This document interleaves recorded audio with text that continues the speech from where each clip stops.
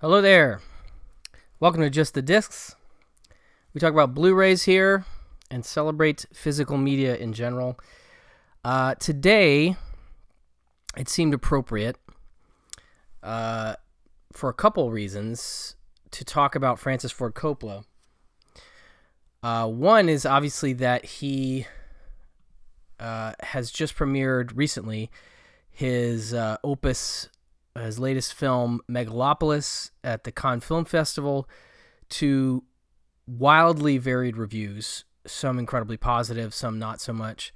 But I think a lot of people are seemingly rooting for him because, as I understand it, his $120 million film is financed by him, and that's a big risk, and it seems like folks are not necessarily looking for him to fall on his face, and nor am I. I'm a fan of his, and I find him to be a fascinating filmmaker. But that being, a thing that just happened, and I think a general interest in Coppola on the rise for folks that may have not thought about him in a minute, it seemed a good time, in conjunction with the fact that Warner Archive has just put out two of his earliest works on Blu-ray, and that's You're a Big Boy Now from 1966 and The Rain People from 68, I think. We'll get there. But how does Coppola get to The Godfather? How he gets that gig is a whole other story, right? But how he gets started, I think, is a fascinating story, and one that I had never fully put together until recently. And there are sort of varied accounts, and so it's a little tricky to determine exactly everything, so bear with me. But as I understand it, and we'll talk about four films here, the ones surrounding, preceding both You're a Big Boy Now and Rain People.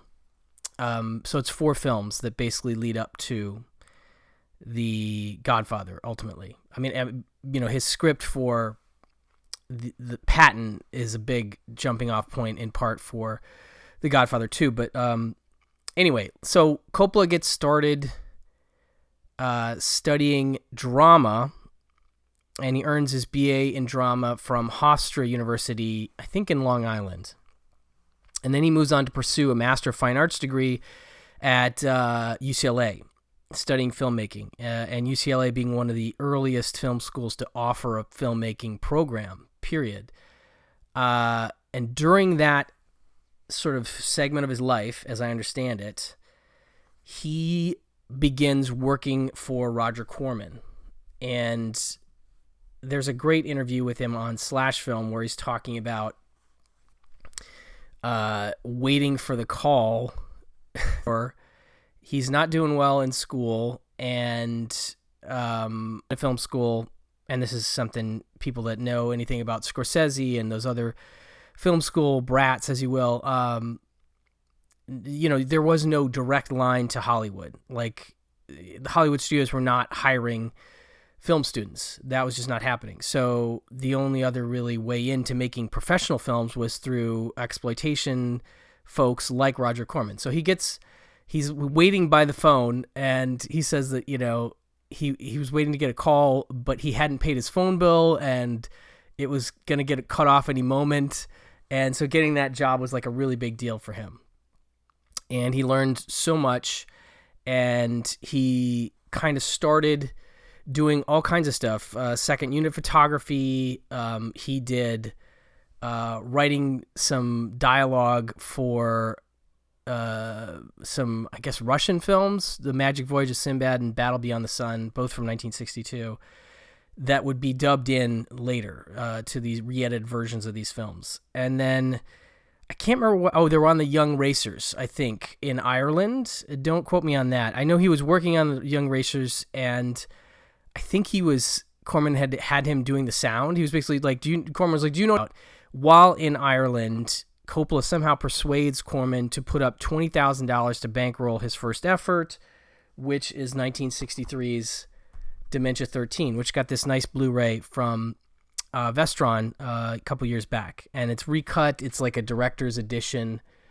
So I know it's more the film he wanted to make, but I mean, he did write the script really quickly. But so, okay, he makes this very low budget, gory horror movie, and he concurrently with that, I mean, maybe a little after that, I think he's still going to school. At some point he drops out, and this is where it gets a little confusing for me. I think he gets a gig writing for Seven Arts. Basically, he's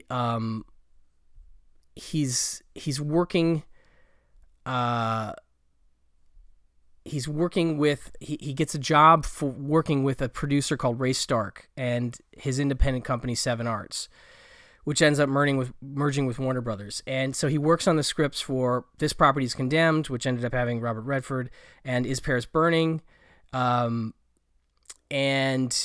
he's in with this, independent filmmaking, studio adjacent entity, right? And he decides he's going to option a novel called You're a Big Boy Now by British author David Benedictus. So we'll move on from Dementia 13, but definitely check this out. This has got a nice commentary from Coppola on it and an interview, and I enjoy his commentaries. I wish these two new Blu-rays, the You're a Big Boy Now and Rain People, had commentaries, but unfortunately they, I think, came out at, from Warner Archive, and they just can't afford to put those on there. So I'm trying to piece together these for you, more or less.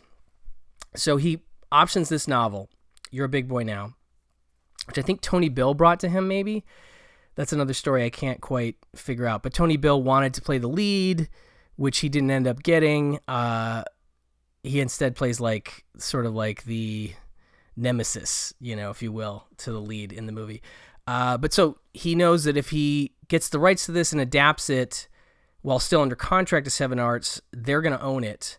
So he talked Stark into allowing him to direct the film before he started writing it.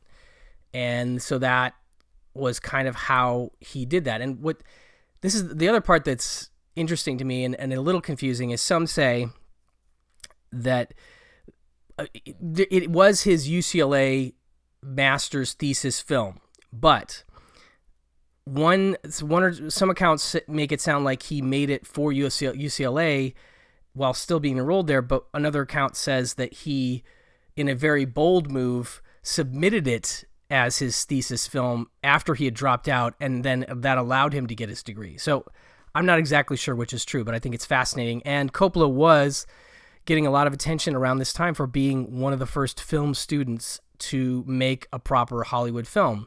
And You're a Big Boy Now is definitely that. You're a Big Boy Now is, very much his new wavy kind of just goofy coming of age comedy. And, this is Coppola's sort of mission statement at the time, as he says it, was he wanted to make more European style personal films, written and directed. And so this was the first of those. And it stars Peter Kastner in the lead as Bernard. And Bernard is a virgin, and he's working at the library, the New York Public Library, where they skate around, they roll around on roller skates, pulling books for people. He's working with Tony Bill. He's also working with a very young Karen Black, who gets the introducing credit in this movie. And it's, her breakout for sure, but I think she was in at least one other film prior to this. But so Peter Kastner plays Bernard. He is an actor that I'm not that familiar with. He did a few other films. He has this sort of like Andy Rooney / Robbie Rist adjacent look, meeting with a little bit of George Segal and a little bit of Dreyfuss from American Graffiti. That's kind of how he looks in the vibe he projects. Kind of a nebbishy, good for this character ultimately, but didn't do a lot that I can discern after this. But so Karen Black works with him at the library. She's into him. Also at the library, or maybe not, maybe that's a dream sequence now that I think about it, is this other woman played by Elizabeth Hartman called Barbara Darling. And she's an actor. She's doing sort of underground plays. And he is absolutely transfixed by her. And she is lovely in the movie. So it's not easy. I mean, it's easy to see why he would be. Rip Torn and Geraldine Page play Bernard's overbearing parents. And Rip Torn is like an administrator at the library, and that's how Bernard got his job there. They decide to put him in an apartment of his own, so he'll grow up. And his landlady is played by Julie Harris. She's sort of nosy, and his very suspicious cop neighbor is played by Dolph Sweet, who Coppola would use again. And so it's just sort of his adventures hanging out with Karen Black a little bit, but then getting drawn in by Elizabeth Hartman, and it has a great energy to it. There's lots of jump cuts. It does feel like, sort of a new wave kind of thing. It would be accused later of ripping off Richard Lester's The Knack and How to Get It, which is a movie it certainly has a lot of similarities to if you haven't seen it. Coppola says he didn't see that film, but that A Hard Day's Night, both of those are directed by Richard Lester. A Hard Day's Night was a definite influence on this, and you can see that. The soundtrack was done by The Lovin' Spoonful, which is neat, and another sort of standout detail about it. There's a lot of great songs in here, including the title track and one called Darling Be Home Soon, which is a song that I somehow missed when I watched. This is my second time watching this movie. I saw it on Warner Archive DVD years ago. But there's a song, that Darling Be Home Soon song was a song I didn't catch. And it's actually one of my favorite Lovin' Spoonful songs ever. It's just really, really great. It's sort of more of a ballady kind of thing. But yeah, this is a fun little movie, and the Blu-ray looks great, of course. I just love that this is available now, and folks can finally see it. So what happens is Coppola's doing this script stuff. This gets made, and this property is condemned, and Is Paris Burning are getting their scripts done around this time. And then I guess because Warner Brothers, some say they were impressed enough by this film that's part of the reason he got his next gig, which, and by the way, this has only got an original theatrical trailer, no features, unfortunately, but finally available on Blu-ray. So he gets his next gig, and that's Finian's Rainbow, which is a big musical with Fred Astaire and Petula Clark. And I guess it was between him and William Friedkin, because Friedkin had done Good Times with Sonny and Cher, and the studios this is the mid-'60s was the beginning of, sort of the studios starting to realize they were losing touch with their audience. That, Sound of Music was a big hit, but other musicals they were still doing were not making money, and that they had to look to potentially a younger pool of filmmakers to find something that would have the appeal that would then lead them to break into the 70s, and you get a lot of incredible films. But so it's between Friedkin and Coppola. Coppola gets it. He says in the commentary, there is a commentary on this one, and it's a good track. He says a few things, but one is that he probably shouldn't have done it, but he in part did it because he had this idea, like, I'm going to make these personal films, and now he does this big Hollywood, studio musical. But I think he says he did it in part for his dad, who was a musical guy in a lot of ways, and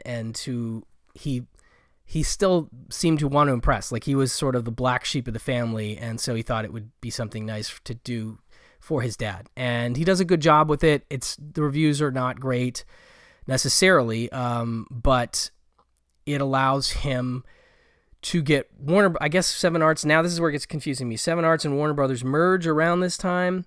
And so after he makes Finian's Rainbow, he gets money from Warner Brothers, $750,000 to make The Rain People, which he had written as his next movie after You're a Big Boy Now.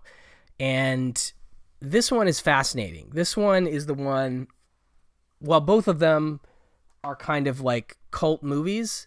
The Rain People is one that I discovered through Danny Perry's Cult Movies book.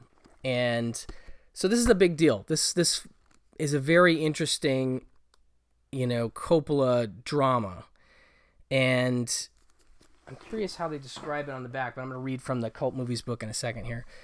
Unsure of herself, months pregnant and feeling trapped, Natalie Ravenna, that is Shirley Knight, leaves her sleeping husband a note and drives away from her Long Island home one rainy morning to find herself. And apparently Coppola said in some interview I read somewhere in doing this research that this is based on, in part, something his mom actually did, where she actually left the family and ended up staying in a hotel room for like 3 days.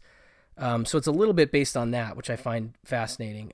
Natalie is the heroine of Francis Ford Coppola's immensely moving drama, The Rain People, ahead of its time from both its filmmaking and feminist points of view. The film took Coppola and his 8-vehicle crew through 18 states, lending this poignant tale a realistic, rootless tone. On board were 3 actors who brought a searing truth to the project: Shirley Knight as Natalie, the future stars of The Godfather, James Caan and Robert Duvall. I think I read that he met Caan in the drama department of his first college. And obviously they would stay connected. He goes on to be in The Godfather, and they're really connected and help each other in that way.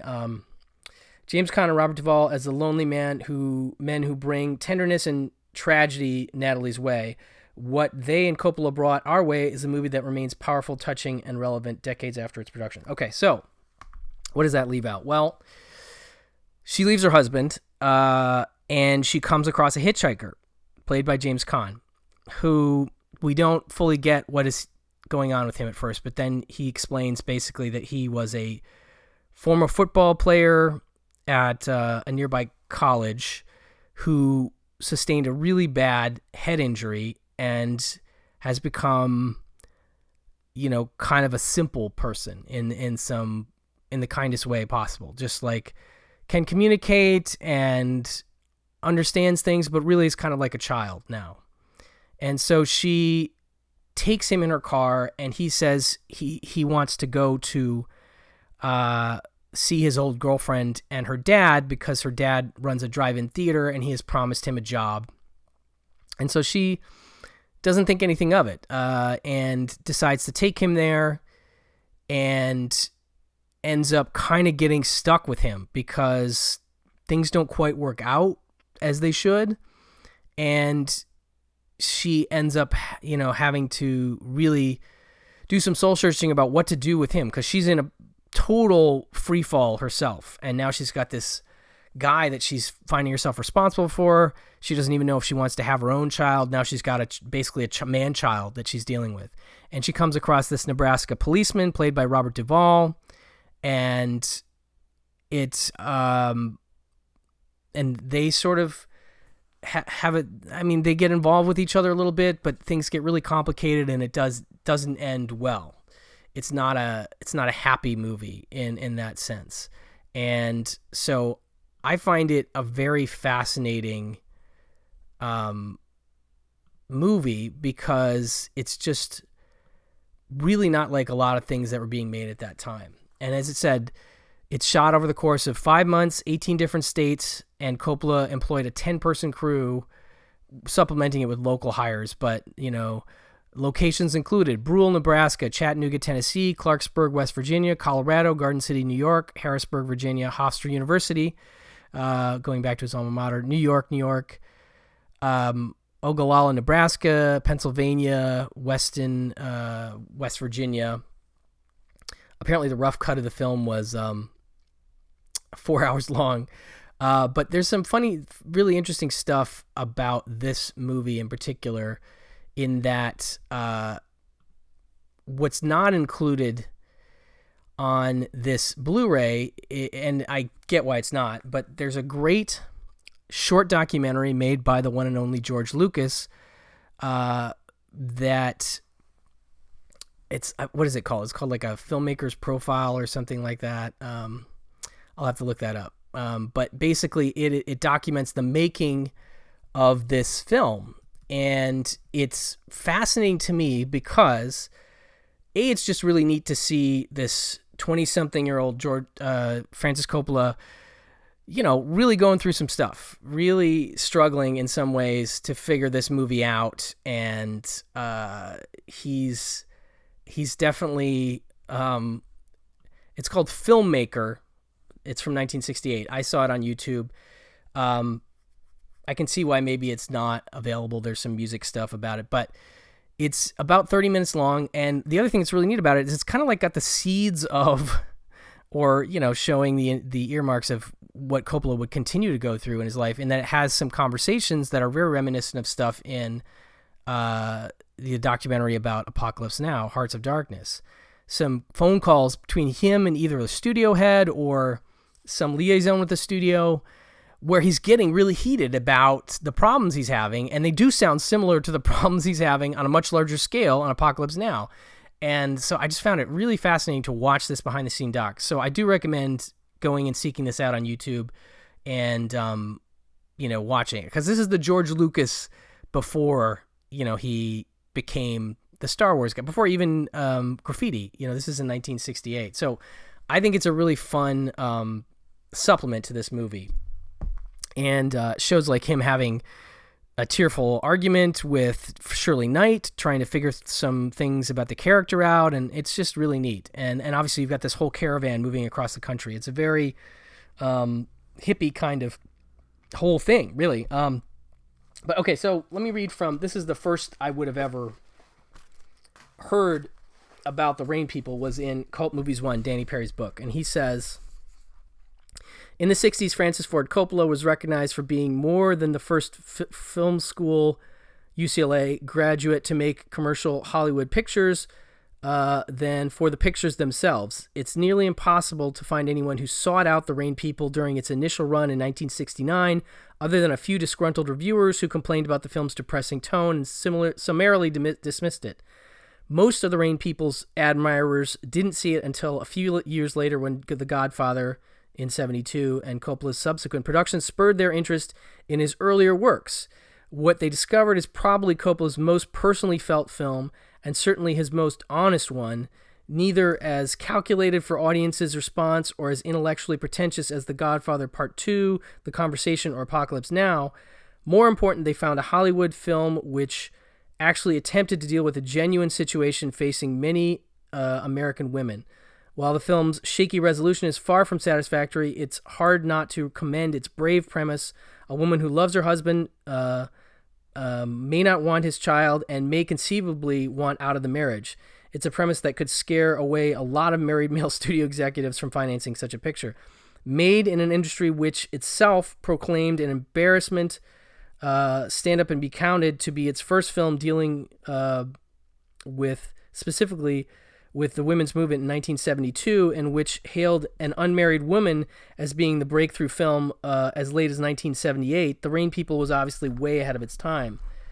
And so I find that kind of fascinating, that he's really ahead of the curve in terms of this viewpoint. He's also ahead of the curve, I should have mentioned during the short bit on You're a Big Boy Now, you may, if you think about it, notice some similarities between this and The Graduate, which this movie comes out a full year before The Graduate. And I guess Mike Nichols himself was even worried that that film would overshadow his movie, which wasn't the case. The Graduate was one of the biggest hits in 1967, and clearly is, I'll be honest, it's the better film of the two.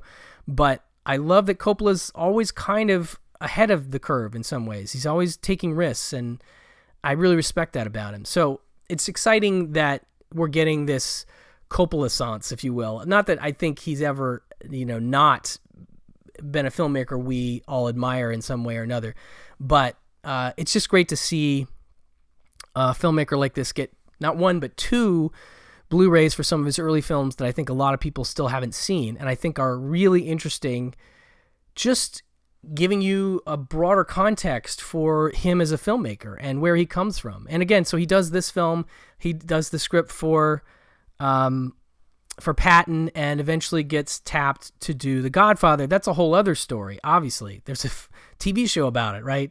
But I just think it's neat that now we have basically his first four films. Now, there's some that say Dementia 13 is technically not his first feature, that he co-directed some other things before that. So hard to know, but I think you can say these are the first major 4 films that he made. And now we have all 4 of them on Blu-ray. And The Rain People is really an interesting film.